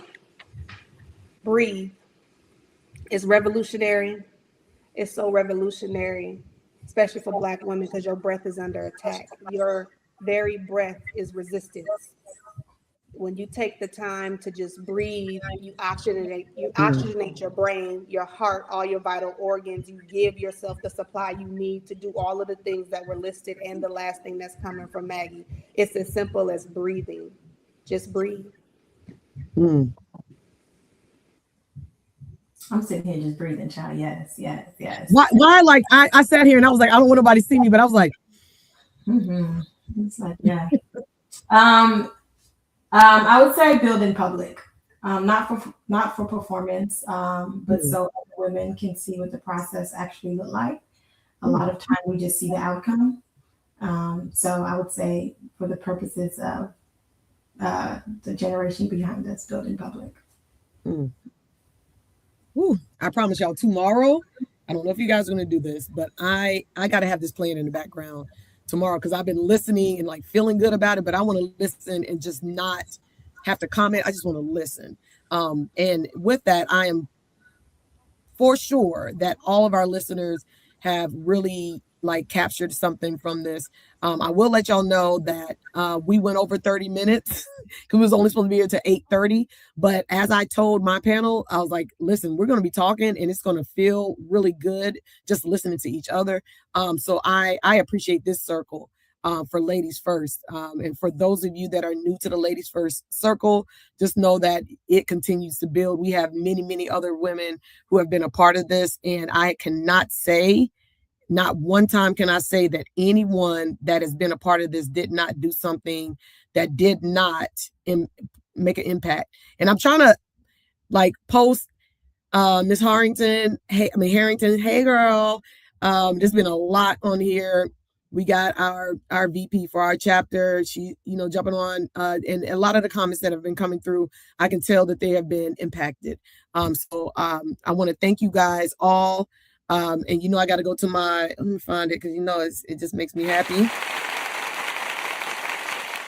The round of applause to you all. Thank you so much. So it's great that that Selena had this to say. Kudos to the host. Oh, thank you, and the panelists.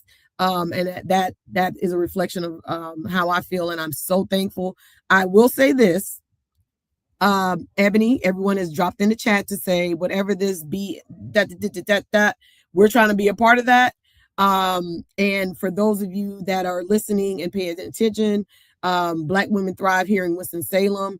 We will continue to do many, many wonderful events to bring people together to continue these sort of conversations. And I just pray that wherever you are in your city, in your town, wherever you are, that you find that circle that you can just have a moment to be able to pour into or to listen, because the only way we're going to grow is to grow together as we, started off this conversation. So I will end with just saying thank you. And I'm sorry, I need this. Auntie, I'm putting this on you. Could you end, because you're here, I'm sorry. Could you end us with prayer as we go out? Father God, how we thank you, how we love you. What a privilege to know you. What a privilege to count on you. We're not worried about it because we trust in you. You didn't ask us to figure it out. You just said trust you. We're just going to trust you and we're going to go with it. It's turned out pretty good so far. So we're going to keep on going. You have been there for us when we didn't know we even needed you to be there. Thank you for your angels all around us as we travel on these roads, as we go back and forth, as we go into these different places that we don't know what's going to happen in there. Thank you for providing protection for us.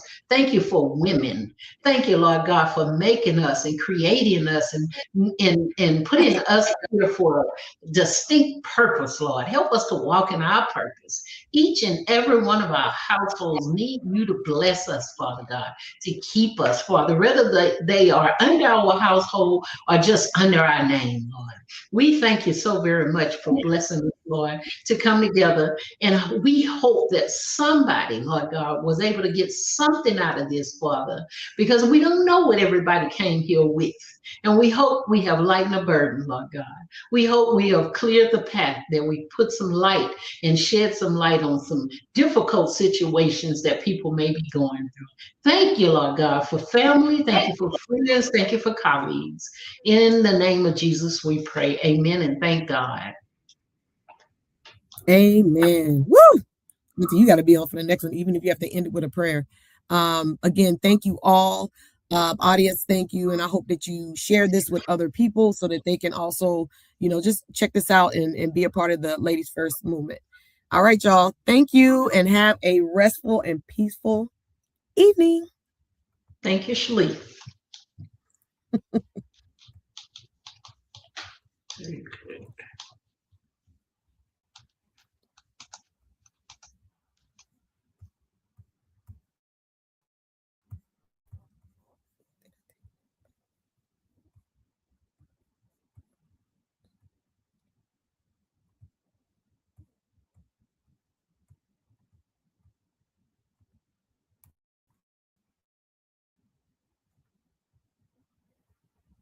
you.